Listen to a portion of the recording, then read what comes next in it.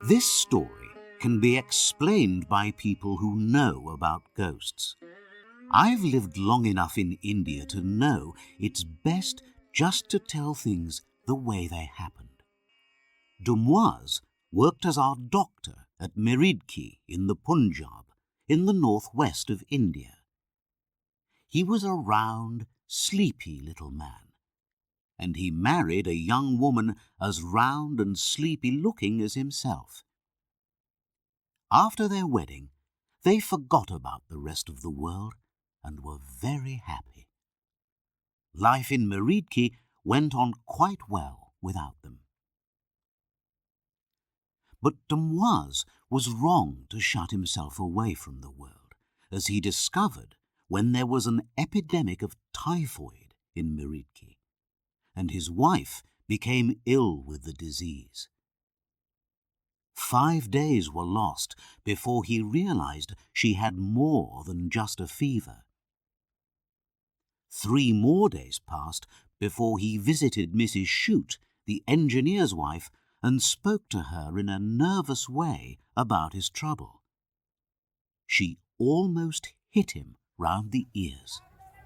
"It's a crime you waited so long to tell someone," she said, and went off immediately to care for the poor woman.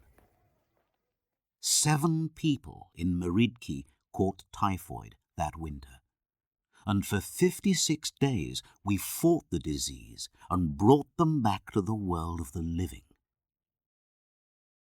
Just when we thought it was all finished, little Mrs. Dumoise became worse again and died in less than a week. Everyone went to the funeral. Dumoise started crying at the edge of the grave and was taken away by friends at once. After his wife's death, Dumoise went back to their house alone. He didn't want help. He did his job well, but we all told him he should take a holiday.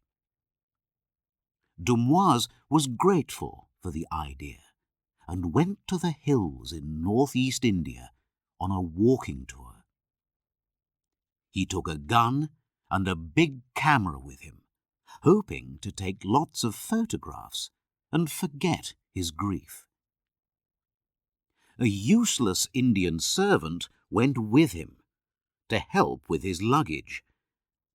The man was lazy and not very honest, but he'd been his wife's favourite and most faithful servant, and Dumoise was happy to let him manage everything.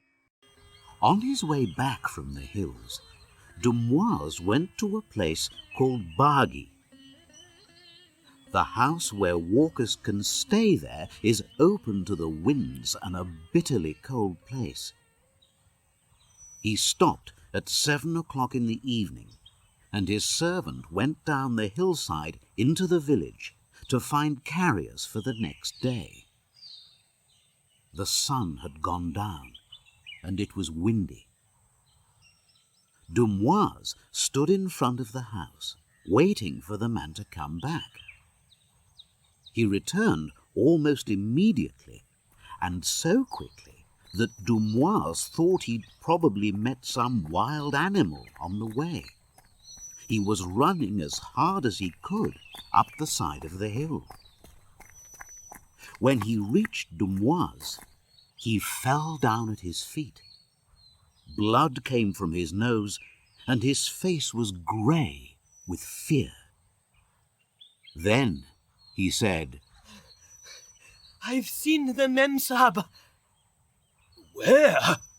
asked Dumoise. "Down on the road to the village.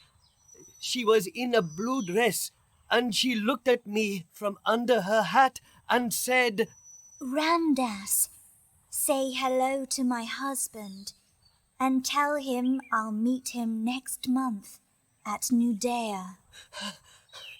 Then I ran away because I felt very afraid."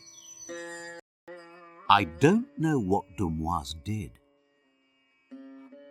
Ram Das said he walked up and down in front of the house and waited for the Memsahib to come up the hill, holding out his arms in front of him like someone who was crazy. But no Memsahib came, and the next day Dumoise travelled onwards to Simla, the summer home of the British government in northern India.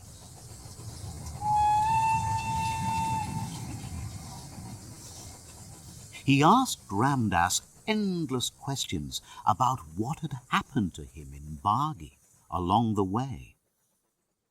Ram Das could only say he'd met Mrs. Dumoise. She'd looked at him from under her hat and had said the words he'd reported. He never changed his story. I don't know where Nadia is. I've never been to Nadia, and I don't want to go there, even if I'm paid twice what I usually get to go, he added. Nadia is in Bengal, in southern India. It has nothing to do with a doctor working in the Punjab. It's more than 1,200 miles south of Meridki, where Dumoise lived. Dumoise passed through Simla without stopping.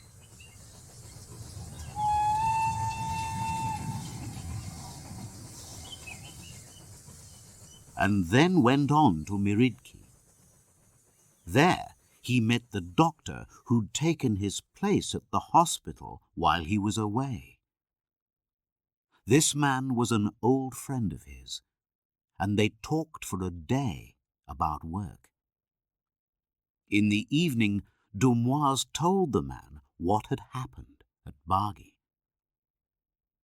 At that moment, the telegram boy ran in with a telegram from the government offices in Simla. Dumoise read it with interest. It said, "Cholera epidemic at New Delhi. Bengal government needs help. Punjab government sending you there." Dumoise threw the telegram on the table. Well, He cried. The other doctor said nothing. What could he say? Then he remembered Dumoise had passed through Simla.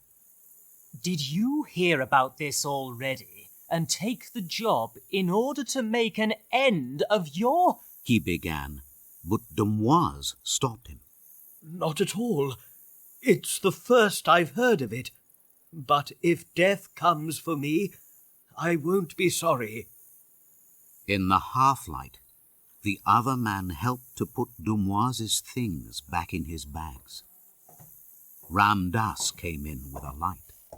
Where's the Sahib going? He asked. To Nadia, Answered Dumoise softly.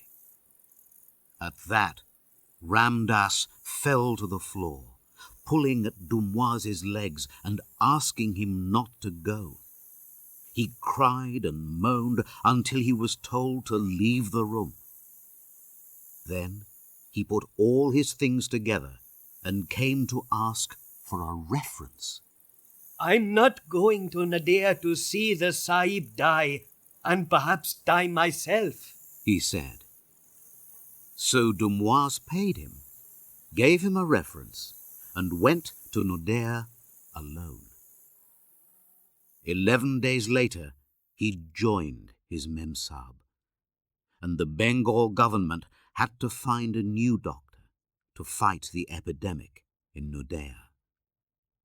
For Dumoise lay dead from cholera in the hospital there.